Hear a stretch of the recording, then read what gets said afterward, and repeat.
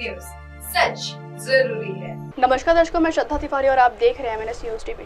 तो आइए देखते हैं आज की खास खबर, एक नजर डालते हैं आज की हेडलाइंस की।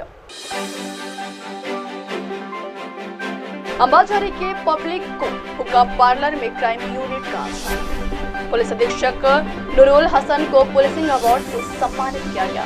संजय राउत ने सरकार को दिखाया आईना। तो आइए देखते हैं खबरें विस्तार से। अंबाझरी के पब्लिक को हुक्का पार्लर में क्राइम यूनिट का छापा। नागपुर के पब्लिक को कैफे हुक्का पार्लर कैंपस चौक अंबाझरी में आज क्राइम यूनिट 2 ने पार्लर पर छापा मारकर कार्रवाई की।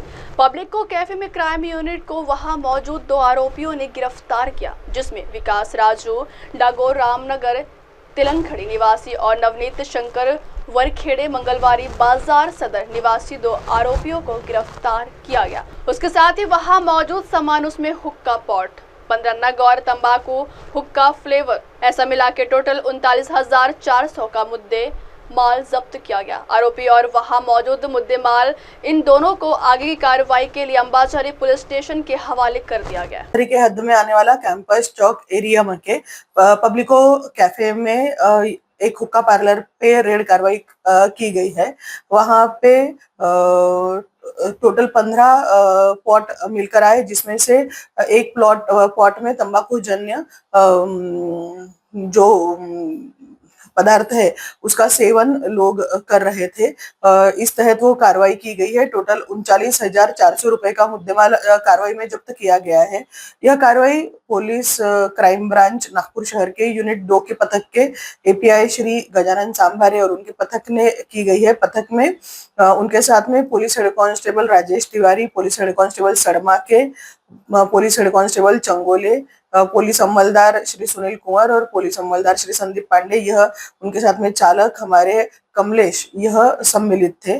टोटल 39,400 रुपए का मुद्देमाल जमा किया गया है। यह रेड कार्रवाई माननीय पुलिस आयुक्त सर रविंद्र कुमार सिंगल सर, माननीय additional CP Sanjay Patil sir, माननीय DCP श्री राहुल माकनीकर सर, माननीय ACP श्री अभिजीत पाटिल सर, इनके मार्गदर्शन में हमारे यूनिट द्वारा की गई है। और इसके 2 आरोपी हमने जो थे, विकास उर्फ पप्पू डागोर और नवनीत शंकर वरखेड़े, यह 2 आरोपी यह पूरे रेड कार्रवाई में की गए हैं। इसमें के मुख्य आरोपी श्री विकास उर्फ पप्पू राजू डागोर, यह जो है यह रिकॉर्ड प्रक्रिया नॉन क्रिमिनल है और उन पे पहले भी हुक्का का कार्रवाई किया गया है। यूनिट द्वारा भी किया गया है, पुलिस थाना द्वारा भी किया गया है। उनके उसके सिवा भी उन पे अलग अलग गुन्हे नागपुर शहर में दाखिल है। अगली खबर, पुलिस अधीक्षक नूरुल हसन को पुलिसिंग अवार्ड से सम्मानित किया गया। भंडारा जिले के पुलिस अधीक्षक नूरुल हसन को वर्धा जिला में काम करते समय नवीन्यपूर्ण ई दरबार अभिनव के लिए फिक्की का स्मार्ट पुलिसिंग अवार्ड 2024 प्राप्त हुआ।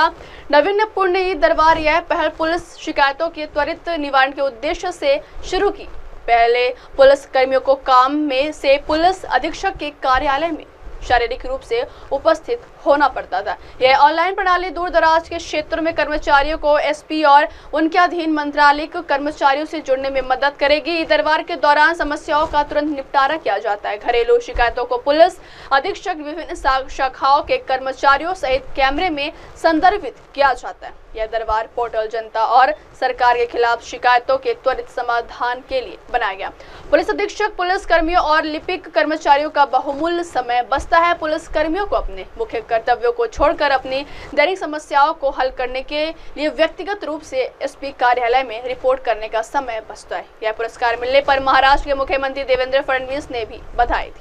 अगली खबर, संजय राउत ने सरकार को दिखाया आईना। आज अंतर्राष्ट्रीय महिला दिवस के अवसर पर शिवसेना नेता संजय राउत ने सरकार पर फिर एक बार निशाना साधा। संजय राउत का कहना है कि जब महिलाएं सुरक्षित ही नहीं है तो महिला दिन मनाने का क्या अर्थ है। संजय राउत ने महिला दिन के बारे में कहा, हमारे देश में या पूरे विश्व में ऐसे इंटरनेशनल डे बहुत मनाए जाते हैं, लेकिन जिस देश में महिलाओं के ऊपर जिस तरह से अन्याय अत्याचार हो रहे हैं उसके बारे में कोई सोचता नहीं। खासकर महाराष्ट्र की बात करूंगा, पिछले 4 महीने में इतने महिलाओं के ऊपर अत्याचार हुए जब से सरकार आई। संजय राउत ने कहा, हमारे देश और दुनिया भर में कई अंतर्राष्ट्रीय दिवस मनाए जाते हैं, लेकिन महिलाओं के खिलाफ हो रहे अत्याचारों के बारे में कोई नहीं सोचता। खासकर महाराष्ट्र में पिछले 4 महीने में सरकार के सत्ता में आने के बाद से महिलाओं के खिलाफ कई अत्याचार हुए। देखिए, हमारे देश में या पूरे विश्व में ये ऐसे इंटरनेशनल डे बहुत मनाए जाते हैं, लेकिन इस देश में महिलाओं के ऊपर जिस प्रकार से अन्याय अत्याचार हो रहे हैं उस बारे में कोई सोचता नहीं। खास करके मैं महाराष्ट्र की बात करूंगा। 4 महीने में इतने महिलाओं के ऊपर अत्याचार हुए जब से सरकार आई है। पुणे का आपको इंसिडेंस मालूम है। कल एक मंत्री की जय कुमार गोरे की एक बात सामने आई, वो महिला आक्रोश कर रही है राजभवन के सामने। ऐसे मामले में अगर सरकार सख्ती से पेश नहीं आई तो आप महिला दिन क्यों मना रहे हो?